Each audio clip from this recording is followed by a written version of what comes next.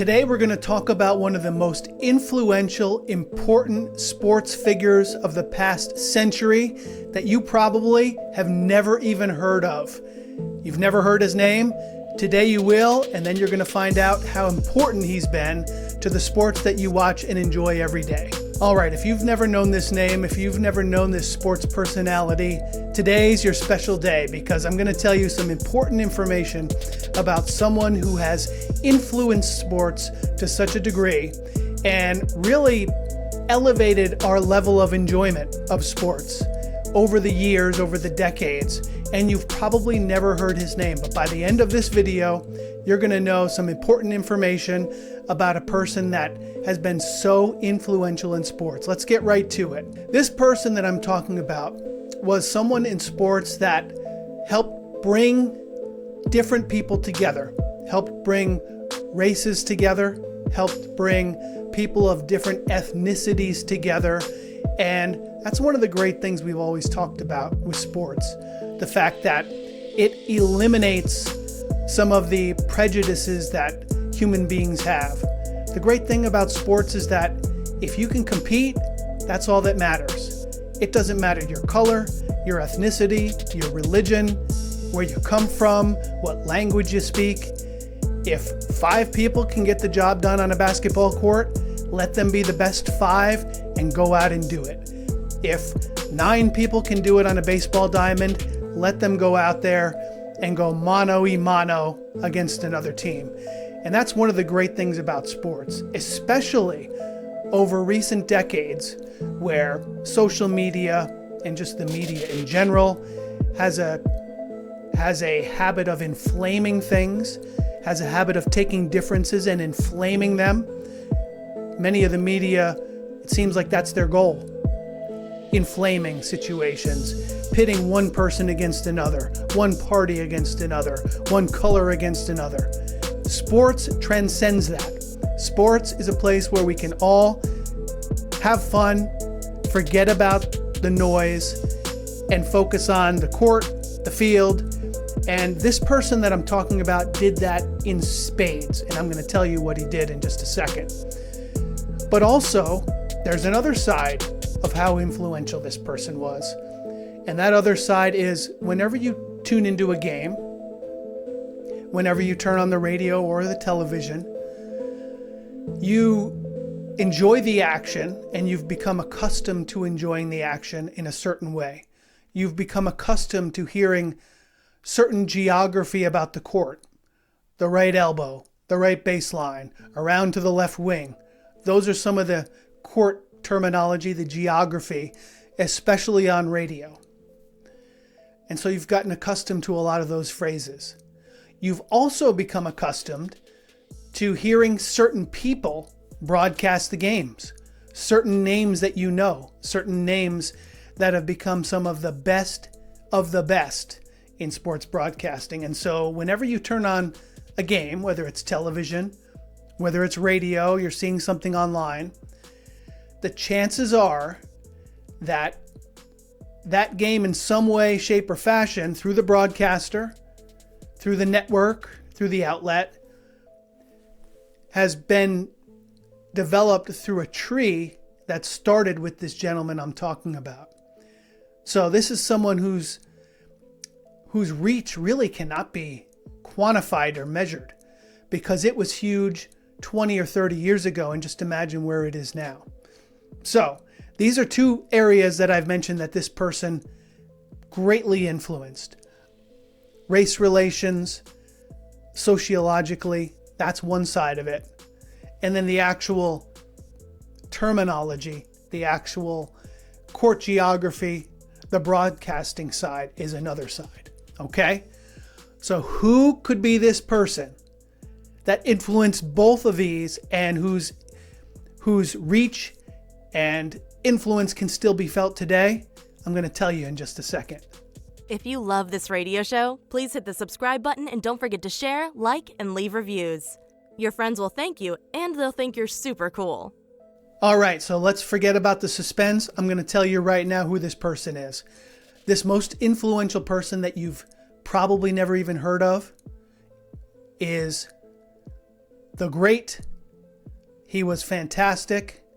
He passed away about 20 years ago, but he was fantastic as an athlete and a broadcaster. And I'm talking about, of course, Marty Glickman. Marty was someone who was an athlete and then became a broadcaster and was at the top of his game across not only the country but the world in both. Think about that.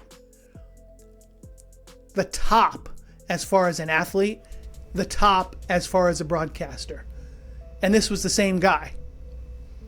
Marty Glickman was a track and field star.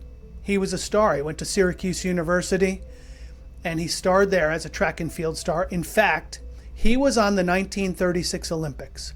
And by the way, I'm going to leave the link in the description for a fantastic book about everything I'm talking about. Marty Glickman's autobiography. So I'm going to leave that in the description. Take a look at it. Even if you don't purchase the book, you're going to end up learning a lot more about Marty. It's called Fastest Kid on the Block. And Marty Glickman, as an 18-year-old, was on the 1936 Olympic team. The Olympics were held in Germany, Nazi Germany, at the time of tensions and war and the time of Hitler's reign.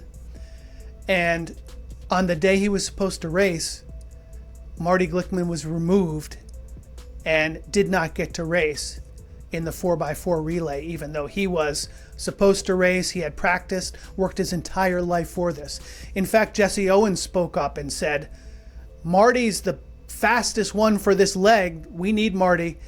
And he was rebuked, and Marty did not get a chance to race in that Olympic Games, even though he was the fastest white man in the world at the time. And he was fantastic. And he was a great part of that United States team.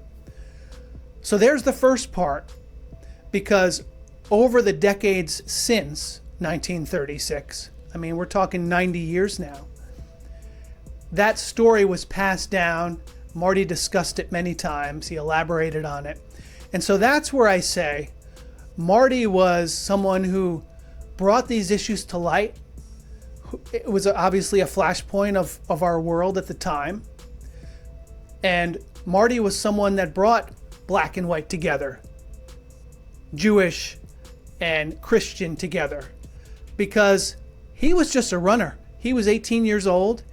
He was a world-class talent, and he brought this issue to the forefront.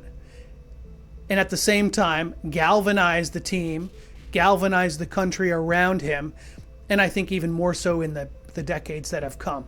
So that's how he had such a great influence in terms of fighting anti-Semitism, in terms of just looking at someone for their abilities rather than their religion, their ethnicity. And he was a great force just in terms of bringing people together to focus on those issues that we still face in our world today. So that's how he had such a great influence. And if that was the whole story, that would have been enough. That would have been fantastic. But there's also another side of Marty. Marty was also one of the pioneers of sports broadcasting, particularly on the radio and particularly starting in New York City. He, as a broadcaster of basketball, football, I mean, he was a star player at Syracuse University, and that branched into him being a broadcaster. And he invented a lot of the terminology we hear. When you hear the court geography, he passes it right elbow, down to the right blocks, back up top to the foul line, right wing, back to the left side of the arc. Marty invented it. So when you watch a game and they refer to different places on a court, Marty invented it. A lot of the terminology on the football field were things that Marty developed during his broadcasting career. And this was before anyone had ever done it. So we take it for granted. When we hear a guy put up a shot and we say, swish, we know what that means. The basket goes in, it didn't hit the rim. But Marty's the one that invented that. He invented that when people would crowd around AM radios and listen to games. And so he became the model of what a sports broadcaster should be. So his impact can never be fully appreciated. And that's because in the later stages of his life, his third act, I guess you could say third act, as an athlete, as a broadcaster, his third act was that of teacher. That's why I went to Fordham University in the late 1990s, because Marty would sit down with the aspiring sportscasters every week and listen to tapes, critique, discuss philosophy, and coach. And that's why I went there. And that's really the philosophy that we've developed here at Sportscasters Club. And again, take a look in the description, click on that book, because you'll see a lot more about Marty. It's called Fastest Kid on the Block. Fantastic book. In fact, I have one back here, signed from Marty, that he signed for me when he used to work with us at Fordham University. That's when, it was the late 90s when he published the book. Marty coached broadcasters, not only us, but some of the biggest names that you know. People like Bob Costas and Marv Albert and Bob Papa and Mike Breen, and the list goes on and on and on. And then you can look at the athletes. I'm talking about people like Bill Walton and some of the best athletes that then became broadcasters. Marty coached many of them. In fact, HBO had him as their first sports director, and he coached broadcasters. And that's how he worked with people like Bob Costas and so many others. So as that tree builds down, Marty Glickman's influence is still in them. Their philosophy has become their philosophy. Bill Walton used to talk about how he had such a stutter and he was nervous and he didn't know if he could communicate on the air. Marty worked with him fastidiously, and he improved and got better and became a standout television broadcaster. And that's because of the influence of Marty Glickman. People like Bill Bradley, who I remember Marty said one day, I could support him for president. And there was a time 30 years ago where his name was bantied about. Marty's influence is everywhere. And even though he's been gone for more than 20 years, his influence is still everywhere. And his influence is not only on the field, in society, but also in the broadcast booth, and also with many of the broadcasters that we see now, and the terminology and the way the game is enjoyed now. Marty also believed that people were tuned in to hear the game and see the game. It wasn't about shtick. It wasn't about making yourself the center of attention. So obviously, much of broadcasting has gone the other direction, but there still are traditionalists like Marty, like me, like others, that still believe people are tuned in for the game in terms of certainly a play-by-play scenario. Talk show is different, entertainment show is different. But when you're tuned into a game, you're there for the game. And that all started from Marty Glickman. So when you talk about some of the legendary broadcasting names like Ernie Harwell and Red Barber and some of those names, Marty Glickman is right there in those groups, right there with those top names, because he was a pioneer. He had an unbelievable impact.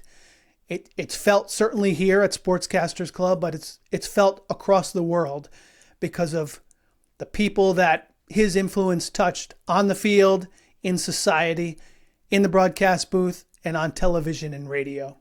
So I hope you've enjoyed this. You've learned some about Marty Glickman. The description to the book, Fastest Kid on the Block, is in the description. The link is in the description. That's what I meant to say. So take a look at it. You might learn some more about him. And if you have any questions or comments, leave them here too. Thanks for joining us today. My name is Rick. And until next time, so long.